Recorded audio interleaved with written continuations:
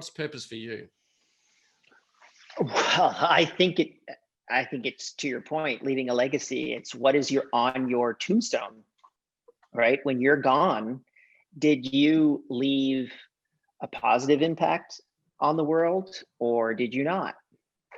I think I've been thinking a lot about this actually over the last week or two.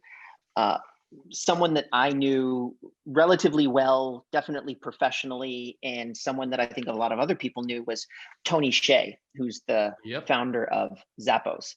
And amazing human being. I remember actually met my business partner on his happiness bus in Austin, Texas, 11 years ago, during South by Southwest. And such a friendly person, a giving person, someone who is entirely committed towards building community. And that was really his purpose.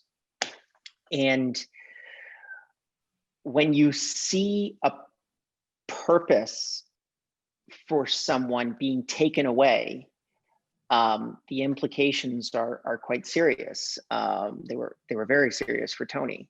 And I think that's something that, I mean, to a degree almost, it's the thing that gets you up in the morning, right? The purpose for me right now is like taking care of my newborn daughter, making sure that my partner is very happy with her life, and that I'm happy with my life, and that I wake up in the morning doing things that I think is helping humanity in a positive way. So for me, that's helping to transition people towards remote work. I think that gives me, and there's plenty of other things that I can do in my life, obviously, but for me, that's something that I know quite a lot about, and I'm very excited to do. So to have that pulled away from you in any instance for anyone, I think is incredibly destructive. And I think that unfortunately, the next decade is probably going to be much more less purposeful, unfortunately, than the previous decade. And we can also talk about machine learning and artificial intelligence as it applies to social media and the impact that that's making for people and creating negative purpose in people's lives, getting people angry about a particular issue because that's what feeds the artificial intelligence in a positive way, right? That's the outcome variable that it's looking for.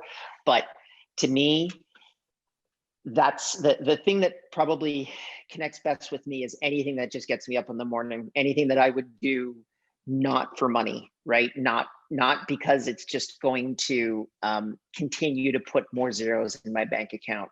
Something also too that I would not do that would put zeros in my bank account, but because I'm so passionate about it and it bastardizes my purpose, I would not do. And those are the much more difficult decisions that you need to make, particularly if you own a large business, because that's a completely separate podcast, to be completely honest with you. But something that you need to really think about when you think about Google saying, don't be evil. Well, is Google evil?